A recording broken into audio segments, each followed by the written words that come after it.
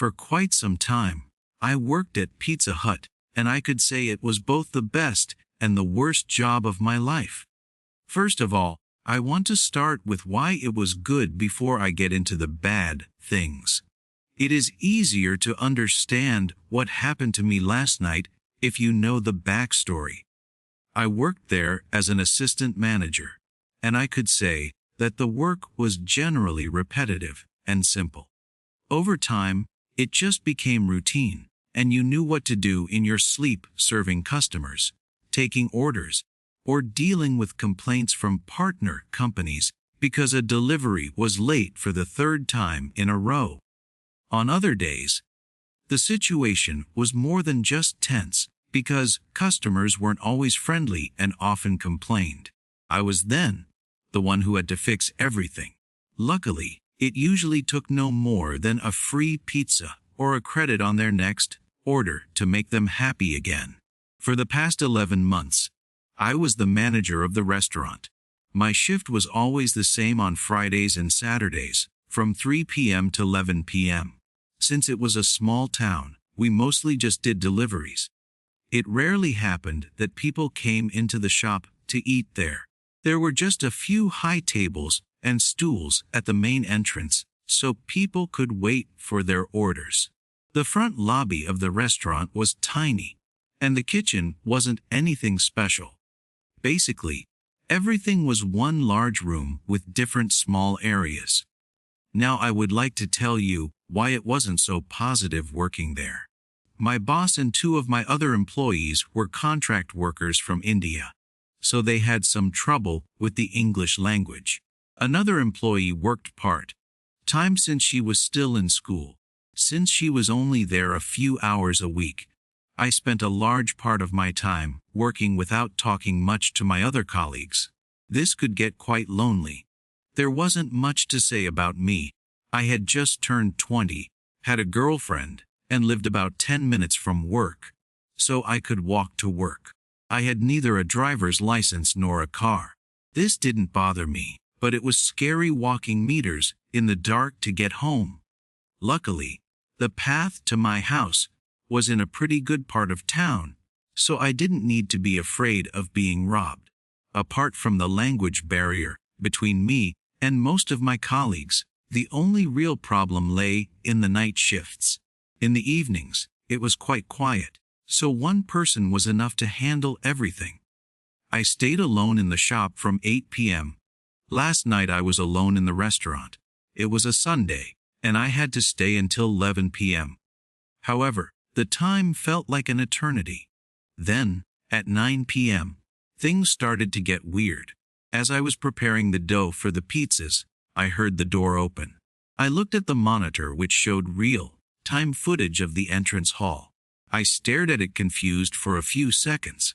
The front side was empty, and I couldn't see anyone outside the windows. Convinced that I had imagined it, I continued with my dough, greased 5 more pans, and finished the stack. After that, I turned around to check the camera again before transporting the dough to the cold room. Right in front of me stood a man, staring into the kitchen. He had scared me, but I got over it quickly. "Sorry, I didn't see you come in. What would you like to order?" But the man didn't answer me directly. He merely repeated my words. I stood still for a second, not knowing what to say. This guy radiated a negative vibe, and when he spoke, it just got worse. The man looked more or less like a homeless person and was dressed strangely. He was very tall and looked even older than my father.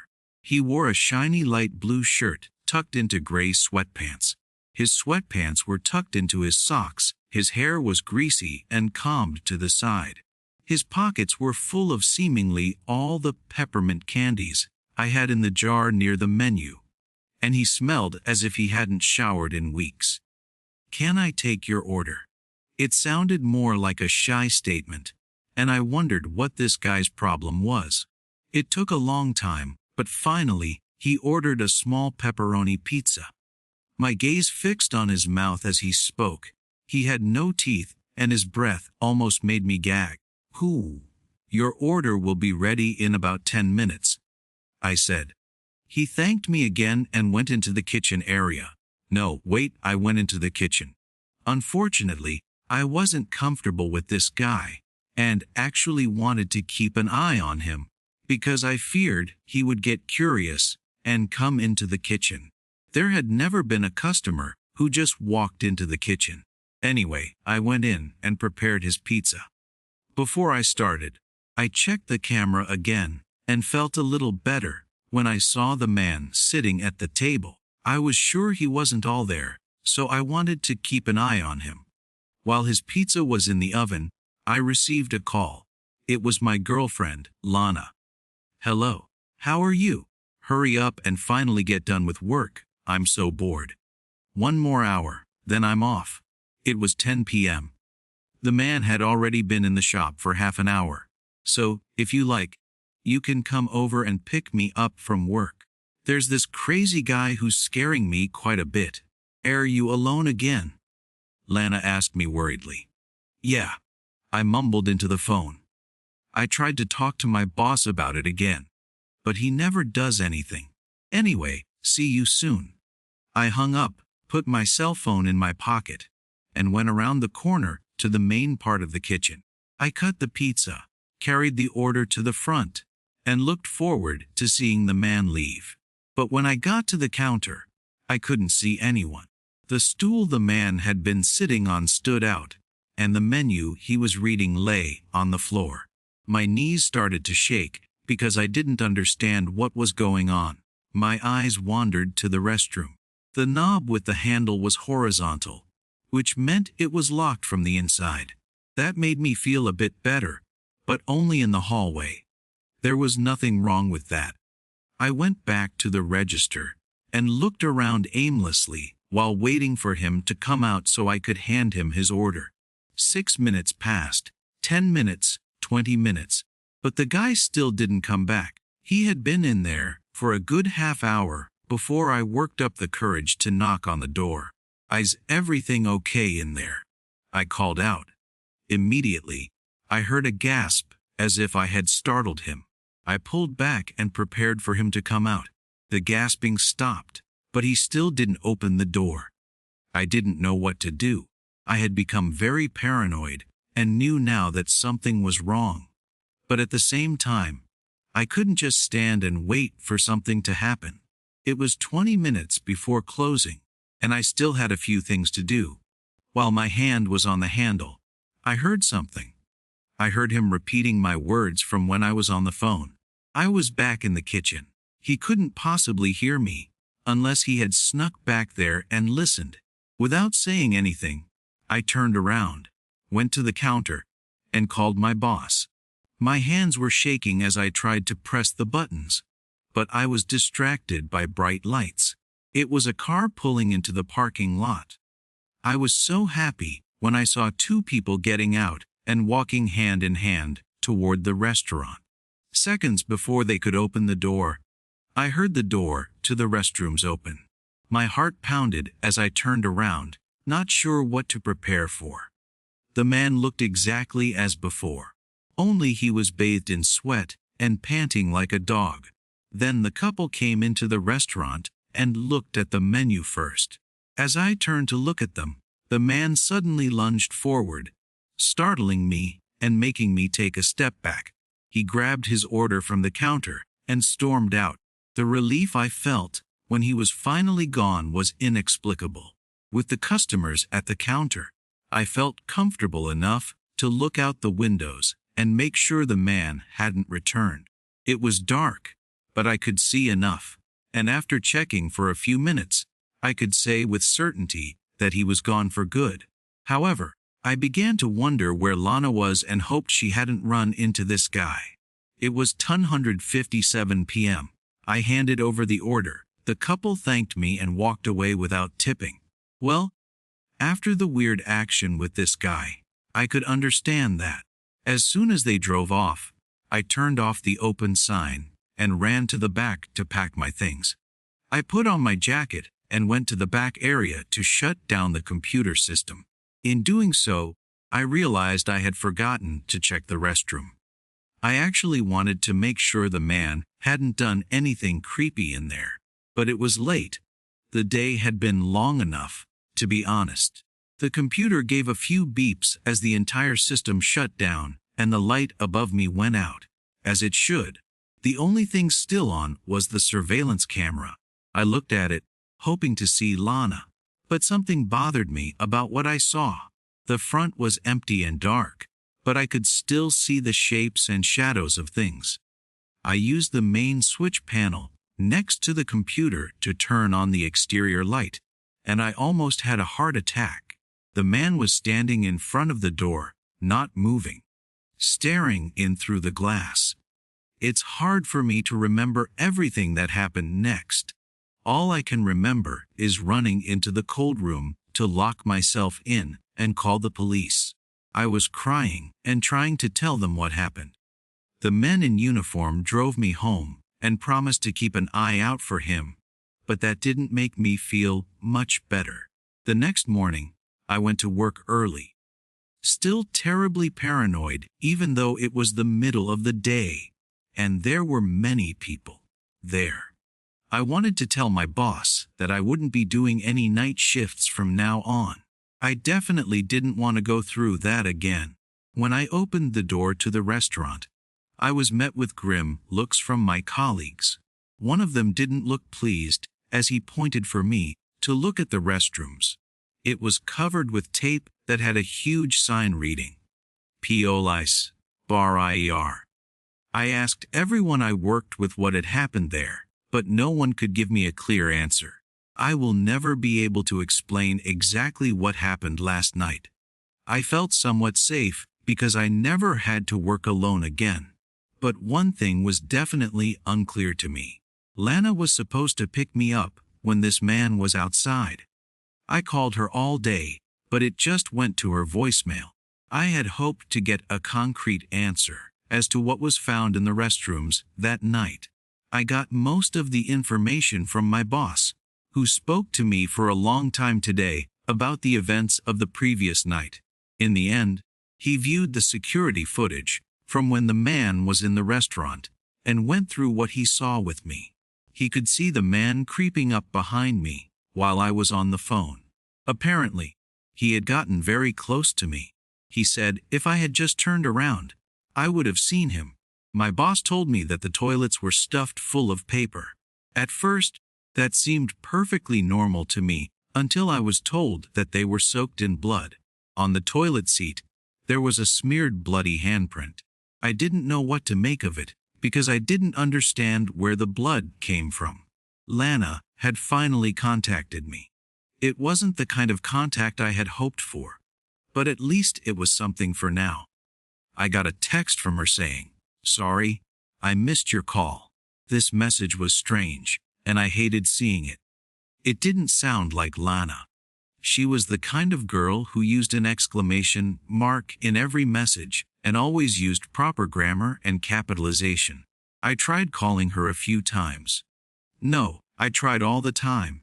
Then it dawned on me. It wasn't Lana. It was that creepy guy, and he was still on the loose. Next horror story. A year ago, my wife and I got divorced because there was no point anymore. Over the years, we spent a lot of time arguing.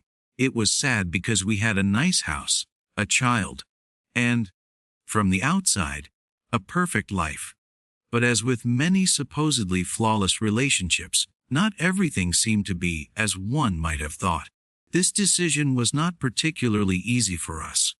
After all, we had put all our money into a house, although that was probably the smallest problem in the whole situation, because the most important thing about it all was that we had a son whom we both loved more than anything.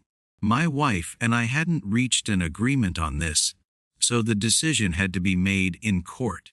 In retrospect, I got custody because I had a steady, well-paid job and had a wonderful relationship with the little one.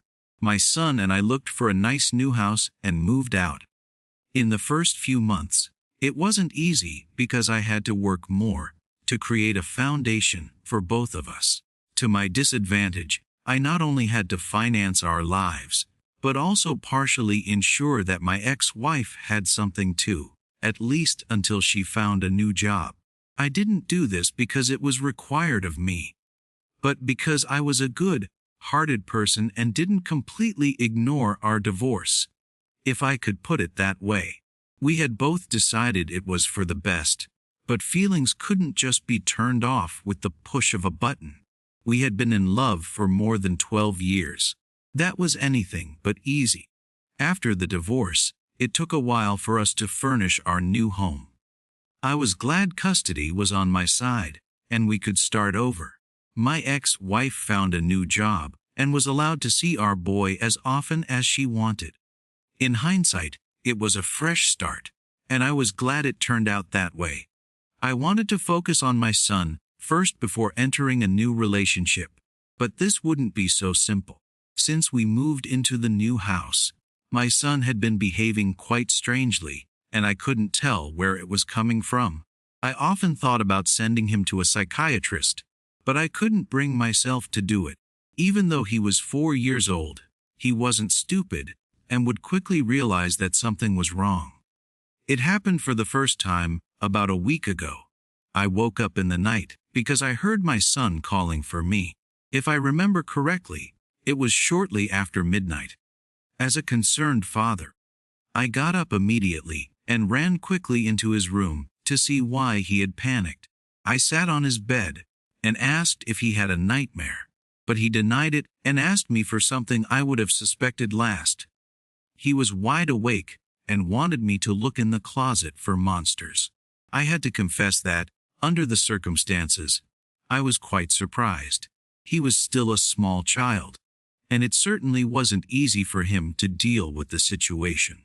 In the past, he witnessed the arguments between me and his mother, so I could imagine it was an imposition for a small child to move into a new, combined house. Most people, especially small children, rarely slept well in new places. These were all thoughts going through my head when my son asked me to check for the monster in the closet. It wasn't a big deal, at least I thought so. But then, in the next moment, something clicked in my head. Even before I could see where my son had pointed, I realized something was wrong. I slowly turned my head and looked back. My pulse skyrocketed, and even though I was terrified, I wanted to do this for my son. My eyes were huge, and the horror inside me was tearing me apart. But he couldn't understand what was actually going on. As a parent, it was my job to protect my son, to protect him in every case, and in dangerous situations, to ensure he was brought to safety and not hurt. Therefore, I tried to remain as calm as possible and not freak out, even though I would have loved nothing more in that moment. My heart was racing, and I was infinitely afraid, but I had to do everything not to signal this fear to my son. I just couldn't. Not after we had started our new life just a few weeks ago. As a father, I had to summon all my strength to protect my son that night. As I sat on his bed, there was only one thought in my head. We had to leave the room. No, we had to leave the house and get as far away from there as possible. I tried to pull myself together and act brave. Sure thing, I'll check if everything is okay in the closet. After I said that, I turned to tell my son something. Hey buddy, how about you go outside for a minute? If there's a monster in there, I have to throw him out of your room. But I don't want you to see that. He giggled and started laughing when I said that. Luckily, I knew how to make my son laugh. In my head, there was only one thought: I had to protect him and get him to safety. As soon as he left the room, my thoughts raced. I considered the best and most efficient way to get my son away from here. As I stormed out of the room and ran back and forth down the stairs like a madman, I didn't know if we would make it. Once downstairs, I grabbed my car keys and the phone so I could call the police on the way. As I heard the closet doors slowly opening behind me upstairs, I realized it was time to go and vanish from there. I took my son by the hand and left the house, In less than a minute, we were sitting in the car and driving off. The adrenaline took control of my body. Taking protective measures was the priority. Of course, I had to explain to my son on the way why we stormed out of the house in the middle of the night and raced through the night in pajamas. Luckily, he didn't think too much about what I told him. His fascination with the starry night distracted him from the actual reason why we were out in the car at night. On the drive, I told my son that I couldn't fall asleep and that we were going for ice cream to celebrate. He wasn't stupid and asked first why we would celebrate at this hour. I replied that we were celebrating men's night, the moment that the two of us were together. Then, I steered away from the topic and told him that I loved him. It was by no means a lie, but I had to ensure he was okay. I couldn't hide my unease, but I just wanted to let him believe everything was fine. He should think about something other than the fact that we had to flee our house at night. As I already mentioned, the house was a new environment for both of us. Before we moved in, I had been there a few times to plan and set up the basic things. I had often cleaned up everything myself and assembled the small furniture, so I knew exactly what belonged where and what didn't. And what I could definitely say, without a doubt at this point, was the following: in my son's room, there was no closet. Next horror story. Last night I was on duty at the clinic, and I was terribly annoyed, because it had been happening quite often lately. It was only because of two colleagues who had called in sick on short notice, which is why I had to take over their shifts. The bonuses were not to be sneezed at, but I still would have preferred to be home in my bed. The large lights on the ceiling were just switching to night lighting as I marched through the long corridors toward the locker rooms. It smelled of disinfectants and sterility, which usually caused people to wrinkle their noses. As a nurse, I was used to the smell, so it didn't bother me, although I had to admit the smell was stronger that night. After I changed, I went to the ward and sat in the duty room. I had turned the chair to the window and watched the sun slowly disappear behind the horizon, making the clouds glow in a beautiful red. In my hand, I held a cup of warm coffee, which I sipped occasionally. I almost didn't notice a colleague entering the room and joining me. Then it was time for me to get to work. The shift handover went quickly as always. One patient was doing better, another got an IV, and yet another passed away due to a viral infection. That's just how it was in the hospital. People are born, and people die. The circle of life. I never had a problem with the deceased, only that my colleagues hadn't gotten around to taking the body to the morgue in the basement yet. As if night shifts weren't bad enough, I also had to take a corpse for a walk. My colleagues said goodbye and wished me a quiet shift. Afterward, I set about completing my first round of checks. Most patients lay in their beds watching TV, others were reading a book. Only a few had already fallen asleep. I administered 1 or 2 more IVs, measured blood pressure or fever here and there, and helped an elderly lady to the toilet. Back in the duty room, I poured myself the next cup of coffee and looked out the window again. The horizon was just a faint glow of light. The night was spreading. It was time for a cigarette, so I grabbed my pack and strolled through the dimly lit corridors to the elevator. I went to the basement and walked through the bed storage to the back door outside.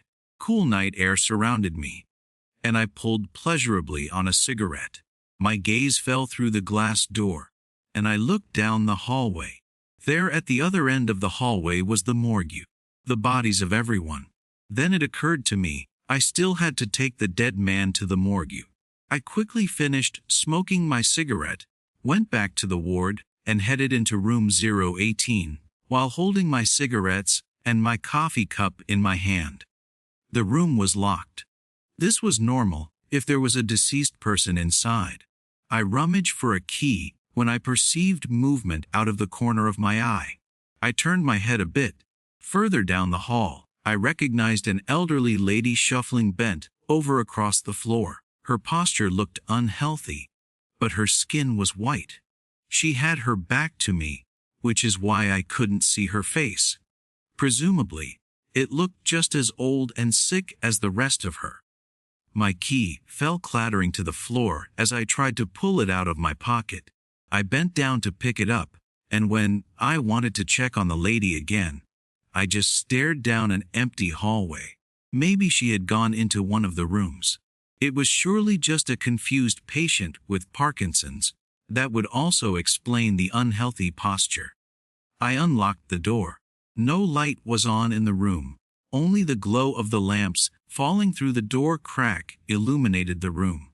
The hospital bed stood against the wall, and I clearly recognized the outline of the corpse lying on it.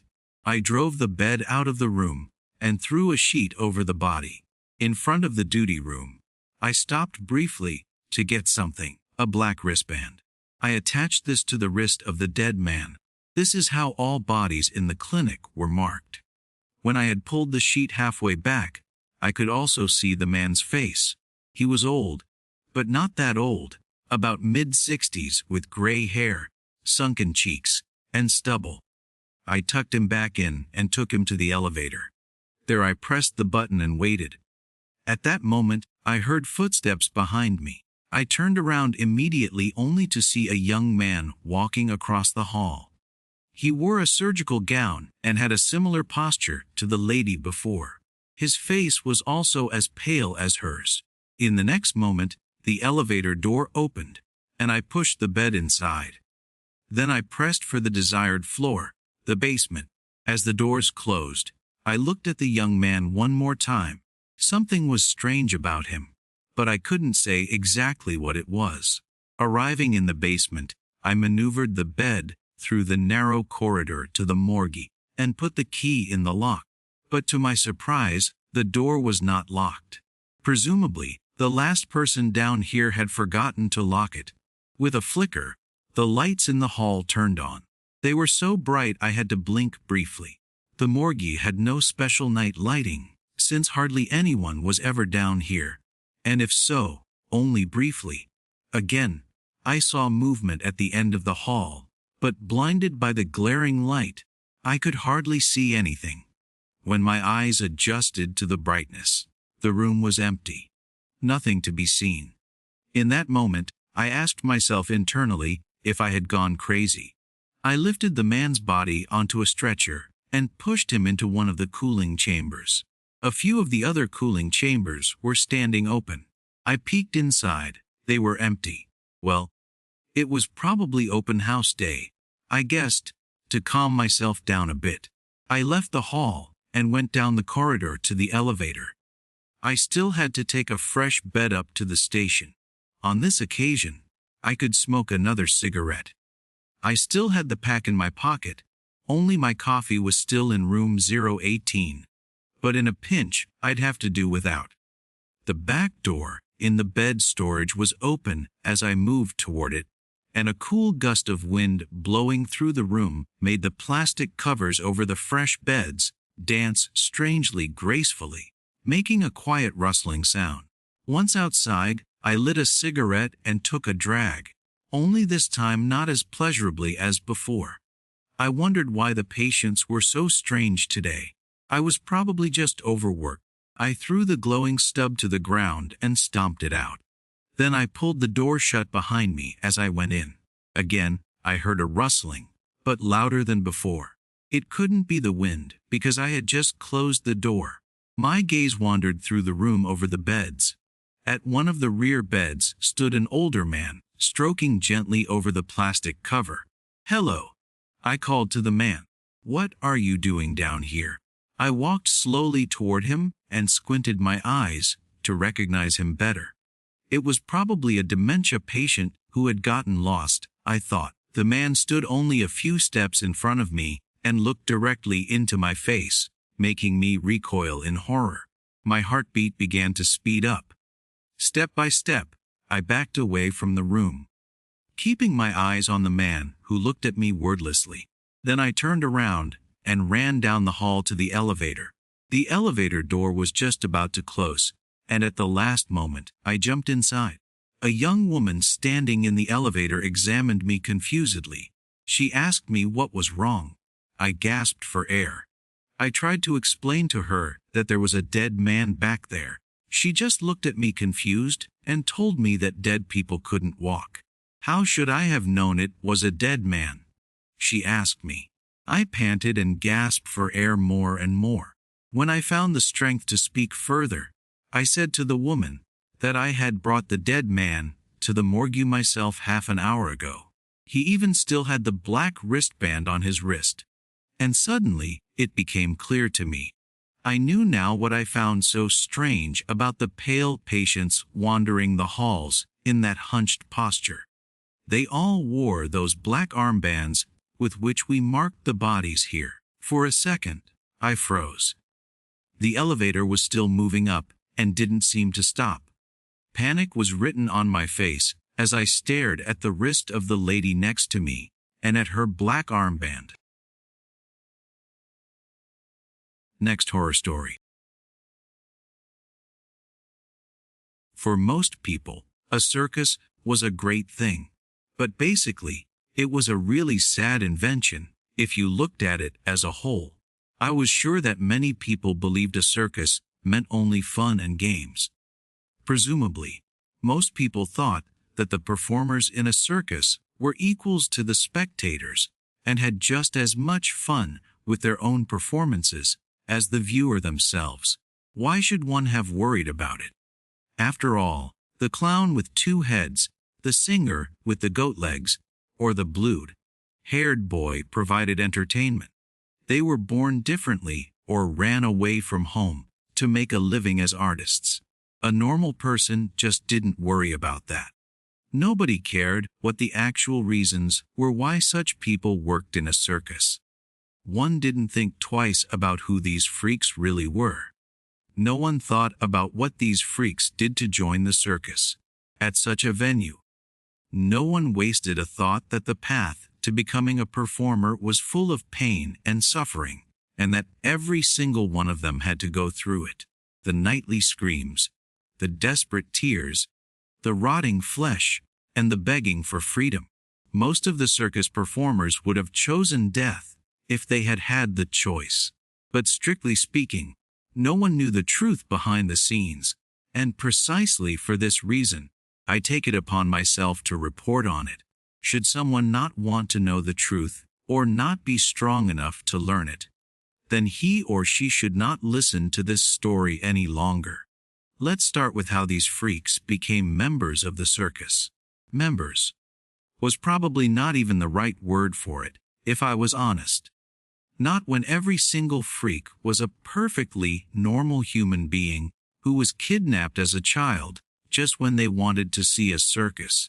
These people were robbed of their freedom and simply abducted, kidnapped on the open street amidst screams that no one heard. Under tears and cries for help, their kicks, their blows. They did everything to escape, only to fail hopelessly and become guinea pigs. Before the circus came, there was a foster child with dark blue hair who had finally found a home with a mother who loved him. Sure, he was poor. Sure, he had had a hard life too, and certainly, he would have probably died on the street anyway.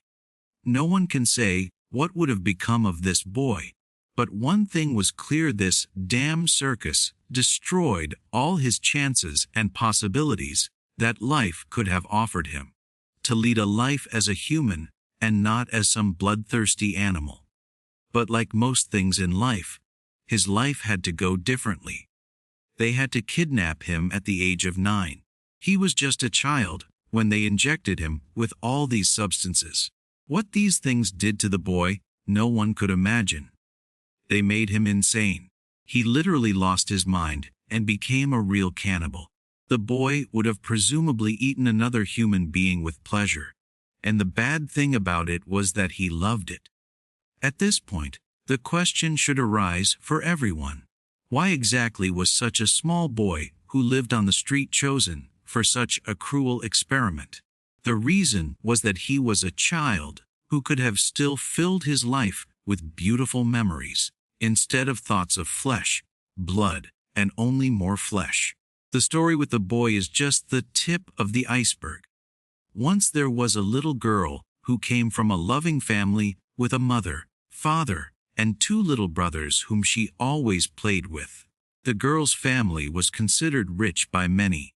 Possibly it was her extravagant clothing, made of the finest fabrics, which so attracted the ringmaster. Or maybe the director heard her singing a happy song as she rode into the tent. Maybe it was her hair that felt like silk, or her perfect face. No, it was none of that. It had nothing to do with it at all. It was because of how she grew up. It was unimaginable how much the girl had to suffer. The dark men from the circus ensured that she could never be as she was before. She had to be transformed for the audience, and the employees didn't care if she had to be disfigured for it or not. The girl, who was once the child with the beautiful face and the angelic voice, was the girl whose legs belonged to a goat. You couldn't imagine in the slightest how hard it was to live in such a condition, with legs that weren't even human. It was a burden. One couldn't even imagine in their dreams how hard that must be. Just the idea of the suffering and horror that broke over this little girl made one sick. The nightly crying was so painful that one almost started crying oneself. These pains must have been so unbearable. If you are still listening to this story, then you belong to the people who have a truly strong heart. But should it be too much at this point, then one should not listen to this story any further. I could assure you that it won't get better. Let's come now to the clown with the 2 heads. This freak was a pair of twins, 2 small children, a boy and a girl, who were inseparable from birth. They were best friends and were almost always together. They had wonderful parents, a mother and a father. They had both a family and friends. A wonderful future lay before them. But all that was destroyed. All just because they visited this circus. All just because they didn't run away fast enough. They were children. Their bodies were altered so that they could truly never be separated from each other again. But I simply couldn't go into detail on that, because it was too cruel. They would now be together forever until the day of their death. From the 2 children, one was made simply because they were bright children. But that wasn't all. That wasn't even close to the end. There was so much more. So many more destroyed lives. So many children dying. So many more children who wished with all their hearts they had died. A multitude of unhappy souls who had fallen into the hands of the ringmaster. But the torments didn't end there. A performance by the individual actors was probably less painful than what they had to live through afterward. It was simply sick, and one couldn't expect any human to live through something like that. If the actors made a mistake, or if they refused to perform something for the show, or took just a tiny step with the wrong foot, then the worst awaited them. Most spectators couldn't even imagine in their greatest nightmares what these slaves had to go through. It was because the ringmaster punished them hidden from prying eyes that could have observed one of the shameful deeds. What punishment could be so bad that it couldn't be carried out in public? It was acid. The smallest misstep under the power of the ringmaster, and corrosive acid was the worst punishment a human could experience. If one could put 2 and 2 together, one quickly came to the conclusion that open wounds and acid were simply cruel. After such punishments, one was a living and breathing being that was already dead inside. I couldn't even convey a hint of the horror and the agonies of how it must have felt when one's own body collapsed in on itself, and one had to experience every single second of it while fully conscious. And that was the reason why all these freaks wanted to die. Not even the washing, for the process was simply slow and painful. so that it became unbearable. A quick death would have presumably been a reward in the eyes of the freaks, but not even that came true for them. Even if it lasted a whole hour or 3, this pain would be so much easier to bear than the hell they had gone through. The actors never came up with the idea of taking their own lives. This was not an option for them. As much as they wanted to end their suffering, they carried on because their fear was greater. Because the circus is so much fun. What irony that was. The truth. Every single damn crappy word. How did I know that and could repeat it exactly? Because I was the ringmaster. Next horror story. I start this recording now and hope I will find the right approach. While I am recording this story, I am in the year 2078. Time travel had already become a reality in this year.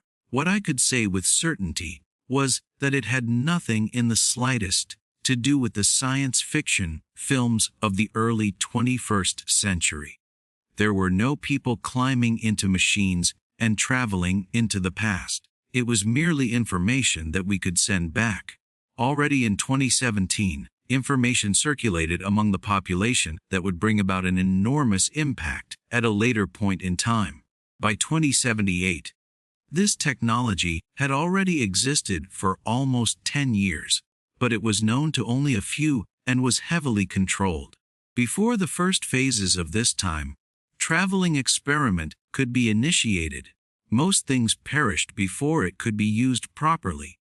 I belonged to the few people from the future who could access it. How did it work? Well, there was no point in trying to get into all that. Explaining it here would be like someone from today trying to explain the workings of a smartphone to someone living in 1800. Even though there had been numerous technological experiments, no one had ever tried to actually change the past. No one has a possible idea of what problems this could cause. But given the world I was currently living in, I had come to the conclusion that it couldn't possibly get any worse. In the year 2071, things started to go really bad for the first time. For people listening to this story in the past, I should first give a basic overview of what this world looked like in this timeline. Most people often had a romanticized version of the future. But I would like to point out that things until 2071 were far simpler than most would suspect. I apologize at this point to all international listeners for this America-centric version of history. But I come from there and know little about other countries, because in the time I grew up, the historical backgrounds of other countries were less in the foreground. But let's come now to what I could say in general. Even if Donald Trump was the current president in that time, I could tell you that his term will not last long. He will not be significant enough to American history to be liked or hated in the long run.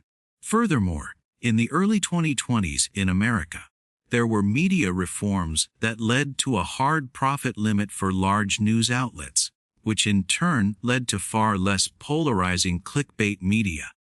This created an educated and open-minded population, which in turn led to many environmental reforms. The 2040s are the first decade in a century where global temperatures and the world population began to sink. The ice caps never melted. Weather patterns also didn't change.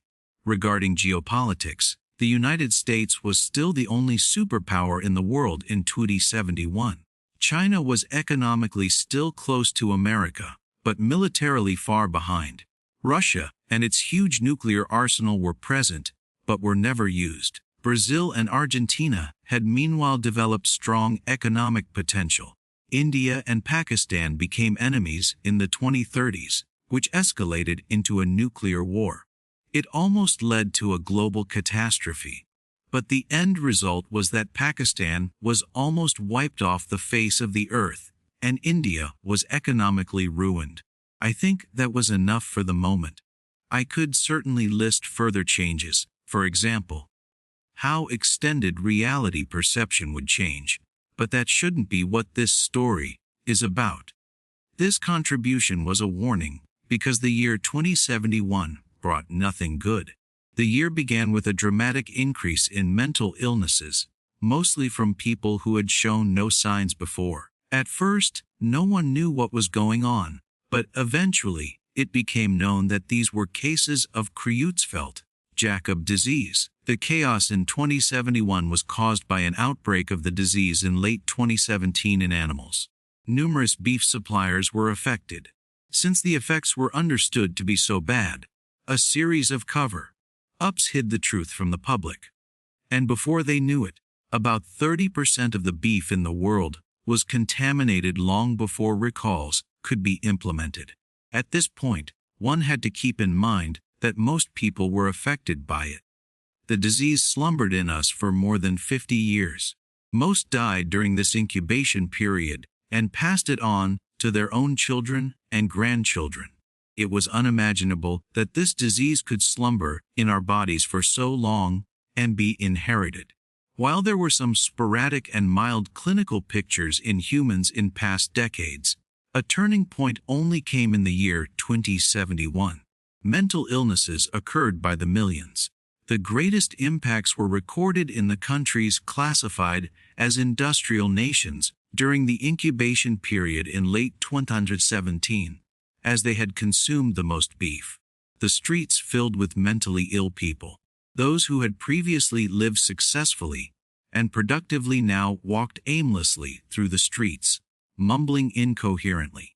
In the beginning, there were facilities that could care for the sick, but within a few months, space had become thin. Things reached a critical point when the percentage of infected stood at 15%. These people simply had nowhere to go. Families, who had no experience dealing with mental illness, were forced to try, but as more and more family members showed symptoms, this became impossible. When the percentage of infected reached about 50%, society in general began to shut down. 80% of it was pure chaos. I should state clearly that this was not a zombie-like story popular in primetime television in 2017. The majority of the infected were in no way violent, and most died within a few days of starvation or wandering. They sat on the streets, sometimes mumbling to themselves, and acted helpless. It was a vegetative state from which there was no way out. Nevertheless, there were a few people who reacted very differently. I remembered walking through the neighborhood and seeing a man in the middle of the street, screaming at the top of his lungs. As I passed him, we looked directly at each other. I couldn't really describe how I felt when I glimpsed the pain, the confusion, and the madness in his eyes.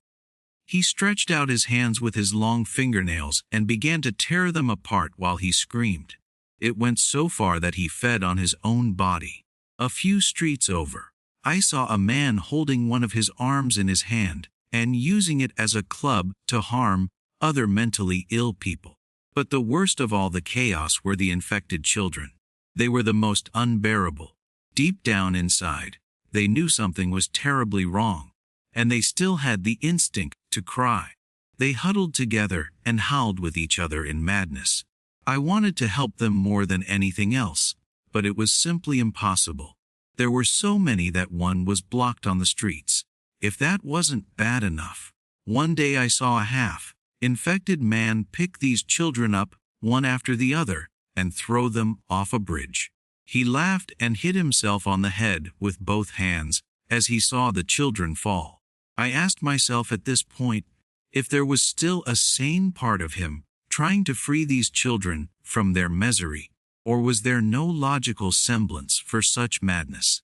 There were so many more details I wanted to add, but this should suffice. After all, I didn't have much time. Most countries were helpless and could bring about no changes. Individual states began collecting survivors and moving them to some closed cities to restore order. These people were largely descendants of those who didn't eat beef in 2017, as well as a very small percentage of people who seemed to be immune to the disease for some reason. After a few years, it looked as if things might even recover completely. There were about 20 million survivors in the United States. At that time, hardly any infected lived anymore. The possibility existed that things would be okay again. But the disease mutated further and spread in seconds through the air. I was one of the few who were brought into an airtight bunker with a few dozen other members of the American government. Possibly we were the last 30 healthy people in this world. I had no idea if the future could be changed. After all, no one could know that something like this would ever happen. Maybe humanity was destined to go extinct in the year 2078, and nothing could change that. But just in case there was a chance, I would suggest everyone keep their eyes open. This was not a vegetarian calling for help from the future in disguise. I was also not a vegan trying to preach a cruelty-free lifestyle. Nor was I a Hindu trying to protect the sanctity of the cow. I was merely a man sitting at the end of history, trying to allow humanity even the slightest chance of survival through a warning. Whether one wanted to heed this was up to everyone themselves, but I had to try. I had to at least try. Next horror story. I was a reporter for a news channel and was assigned to report on the raid on Area 51. I won't reveal which channel I worked for to protect myself and other people in this story. When I got the assignment, honestly, I wasn't thrilled. Let's be honest, who wanted to be sent into the desert at 3 a.m. to report on a supposed internet joke? At the beginning, I thought no one would show up anyway. I imagined how a few other reporters and I would walk through the desert looking really stupid. But then I had to realize that I was wrong. There were more people there than I had ever expected. Of course, there weren't thousands, but certainly more than 100 people. Even though they were mostly distributed in the area in their own groups, I could at least conduct a few interviews, take some pictures, and return to civilization before lunch. We drove a long 2-lane road into the middle of the desert before turning left onto another road that led further and further into the desert and away from civilization.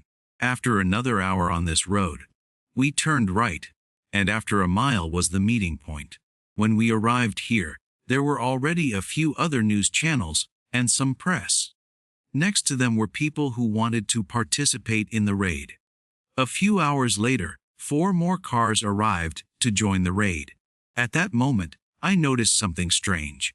There were about 20 press vehicles, but only 10 other vehicles. There must have been at least 100 people out there ready to storm Area 51. It quickly became clear to me that there were more people than cars to bring them all home. First, I asked myself if maybe the people had come by bus. But would a bus company really drive so many people into the middle of nowhere and drop them off there? I decided to question the people. The nice thing was that I knew some of the press because we mostly worked on the same stories. Overall, it was a small but competitive community that got along well. I learned from them that most people wanting to storm were already here when they arrived. No one could give me an answer about how the people had gotten here. And that was really weird. After we had spoken with the others, we all agreed that we just needed a good story so we could go home. Because none of us wanted to make friends with the sun in the desert. I knew the people I would meet weren't normal. Normal people didn't believe in aliens and didn't take jokes on the internet seriously enough to show up at random places and storm them. Someone who was normal didn't plan to storm into a top-secret military base. The people I would meet were conspiracy theorists who probably had some mental issues. Well, anyway, I approached a group and asked them for an interview. Some of them looked at me with a confused, almost fearful look before whispering something to each other. Finally, one person reluctantly agreed. One of the stormers was named Theodore. He and his friends had come into the desert by car and had plenty of food and drinks with them. Theodore told me they didn't really have a plan and just wanted to get this raid over with. In the next interview, I met a young man from Las Vegas named Alex.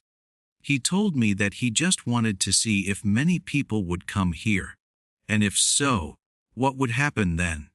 Alex seemed normal and made some jokes about aliens to lighten the situation. The last person who spoke to me was a girl named Anna. She had the weird goal of rescuing the imprisoned aliens. I was a bit provocative and asked what they planned to do if the liberation went smoothly. Anna answered me that she wanted to take the aliens home. When I asked if she meant her home by that, she said, "Home," and stared at me as if I was the crazy one here. She ended the interview because she was on the move and had to go with the others. The largest group began to gather their things and walk into the open desert. Some of them carried a small backpack, but most marched forward empty-handed. We took out the camera and filmed. There were still about 20 people left who were just hanging around and simply seemed too lazy to walk. Alex was also with us. At some point, the people began to leave. So the press also decided to disappear from there. Not a single vehicle was left behind. I didn't want to seem gleeful, but probably that wasn't so bad since most of the stormers would end up in prison or die in the heat. I spoke to my cameraman and asked him what he wanted to do. We could leave like everyone else or drive behind the stormers and follow them for a while. After all, we were the news, and it was our job. We decided to follow but stayed far enough back just to watch. As we drove off, I noticed that the raiders had gotten far in a very short time. It took a whole hour to catch up to them. We were neither fast nor slow, but at that pace, no human could walk in the desert on foot. The fenced military compound and the gate were much closer than we thought. It couldn't have been much more than 10 miles from the assembly point. As we approached the stormers, we saw the guards positioning themselves behind the gate. It looked as if some of the raiders were approaching the fence and talking to the military. We were too far away to know what was said, so we could only watch. My partner took out his camera and zoomed in to get a better view while I watched. I could look down and see the monitor, but I preferred to view the entire group as a whole. The leaders of the raiders returned to the group and deliberated on what to do next. The military began forming up with their weapons behind the gate to make sure no one tried to storm the gate.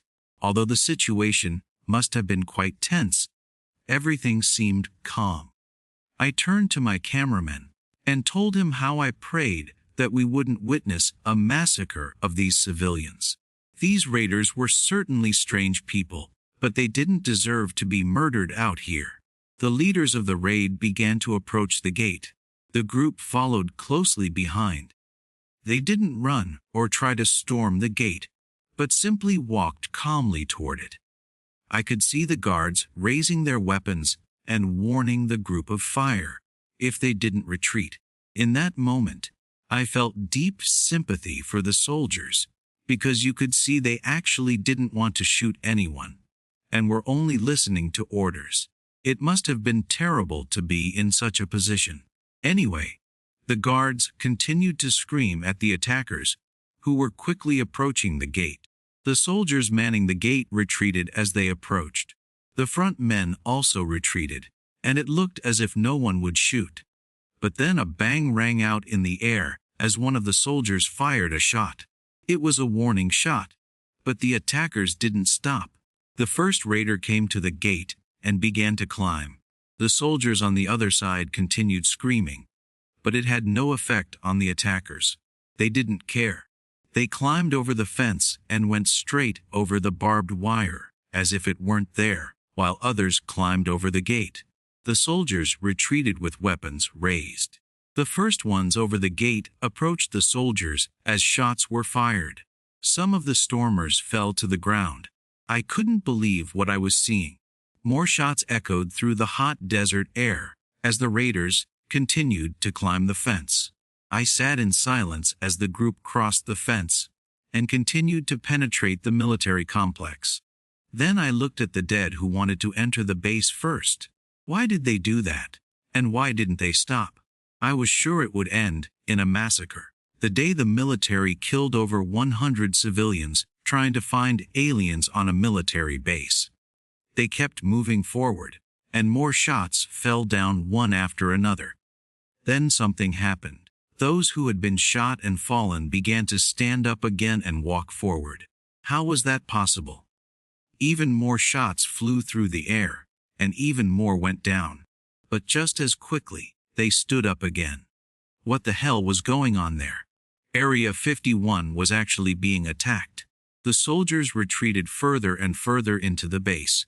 The last raider had crossed the fence. In the distance, I could see something approaching in the sky behind the soldiers. It was attack helicopters. I didn't know whether to be relieved or fearful.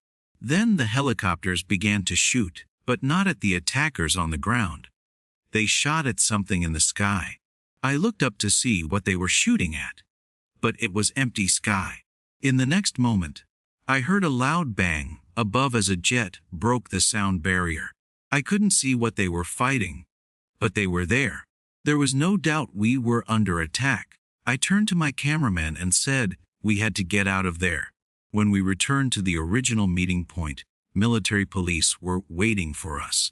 Damn, I knew they wouldn't let us go with this footage.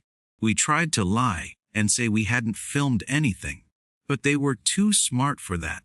They searched our truck and confiscated our equipment. They didn't even let us keep the interviews we had done. Afterward, we raced back to an area with cell phone service. I didn't have any footage anymore, but I could record this story and share it with the world. Without footage, I'll simply go down as one of the craziest conspiracy theorists I interviewed earlier. But maybe this story was my breakthrough. Maybe not. But one thing was clear to me. The battles in the air certainly had something to do with extraterrestrials. Next horror story. When I went to college, I dreamed of living in a nice place one day. Currently, money wasn't enough, so I had to settle for a trailer. I couldn't complain, because the trailer had decent air conditioning and was much more peaceful than any fraternity houses. The only reason I chose this option was that you never got any peace in shared apartments with other students, because they were always loud at night and only came home from parties in the morning hours. In the trailer, there was only my best friend, my cats, and me. The thing was in good condition, and all the furniture was new. It was only the exterior that left something to be desired. I didn't know exactly how old the trailer was, but it was starting to rust in some places, and the panels on the bottom were quite weathered. There were places where the panels were bent, creating gaps in the siding that animals could get into. As an animal lover, I was happy when a stray cat came by, and I could take care of it. But cats weren't all that lived down there. Once I woke up in the middle of the night, with a terrible stench filling the bedroom. I had never personally been sprayed by a skunk, but I had driven past them to know what it was like. The last thing I wanted was a skunk living underneath and spraying me with its scents whenever it felt like it. The next morning, after the smell had somewhat dissipated, I tried to bend the metal plates back into the right shape and close the largest hole in the siding. For a few days, everything was fine. We heard nothing unusual, and I thought we would be left in peace. But then, one night, I heard a scratching noise under the floor of the living room. I assumed it was the skunk. I could admit it was annoying, but I considered the situation not particularly dangerous. My cats didn't react to the skunk, even when the smell was at its worst. They still wanted to be in the bedroom, whether sleeping at the foot of the bed or chasing the fish in the aquarium on the dresser. But when this scratching sound rang out for the first time, They totally flipped out. They ran around wildly with tails puffed out and ears pinned back. Eventually, they even stared at the same spot on the floor and took an offensive stance, as if they saw something. I tried to distract them with toys and treats, of course, but nothing I did could break their concentration on the floor. As they approached the vent between the kitchen and living room, I followed them in the hope that I could look through the vent well enough to find out what was worrying them so much. I turned on my phone's flashlight and approached the opening as close as I could. As the noise got louder, I saw a shadow approaching. I thought at first that the skunk was particularly excited that night, but I was so wrong. I couldn't tell exactly what was down there. It was so dark that I couldn't see much, but what I could see was that my flashlight beam landed on a glowing red eye. Immediately, I got scared and started screaming, causing me to drop my phone onto the vents. The sound of my phone hitting metal must have startled this thing. Then, when I called my buddy to show him, this creature with the red eyes had disappeared. I didn't hear the scratching for the rest of the night. Presumably, I had scared away the animal, or whatever that was under the trailer. When I went outside the next morning, I saw that the side panels had been opened again. Possibly an animal had gotten caught there and panicked, trying to free itself. Whatever it was, I hoped it wouldn't come back and scare my cats and me. I repaired the panels and hoped for the best. A few days passed, and I had pretty much forgotten what I heard under the trailer the whole time. In a quiet area surrounded by forest, it was common to hear strange noises at night. When everything around you was normally quiet, you easily became paranoid if you heard something you couldn't explain. Well, I had repressed that, and my cats behaved normally again too. The stench hadn't completely disappeared, but it was bearable. In the area, there were often strange scents, so I didn't worry about it for now and let the matter rest. One night, I was sitting on the sofa, sipping hot tea while writing my term paper. The deadline was in a few days, so I had to take more time in the evenings to finish on time. I was fully in my element when, after what felt like an eternity, I looked at the clock and had to realize it was already 2 a.m. For a brief moment, I was lost in my thoughts when I heard the scratching that I believed had finally disappeared. My cats heard it too, so they went on the offensive. I followed them as they tracked whatever was moving under the house. Just as we were in the bedroom, I smelled that skunk again. My cats even arched their backs as the smell hit them. They ran around the whole trailer like wild and hissed the whole time. It was the skunk, it must have been. I decided to call the rental office the next day in the hope that the landlord could do something to scare it out of the trailer. Even though I was scared, I decided to go to sleep and deal with it tomorrow. The next morning, the smell was still there, not as intense as the night before, but you could still smell it. I got ready and walked to my car to get a notebook that had my landlord's number in it. On the way there, I saw that the panels had been opened again. At this point, I was really frustrated. A skunk couldn't cause that much damage. As I walked over, I saw a black and white tail sticking out of the hole. I didn't want to get sprayed, but I was so irritated and angry that I wanted to see what the skunk was doing.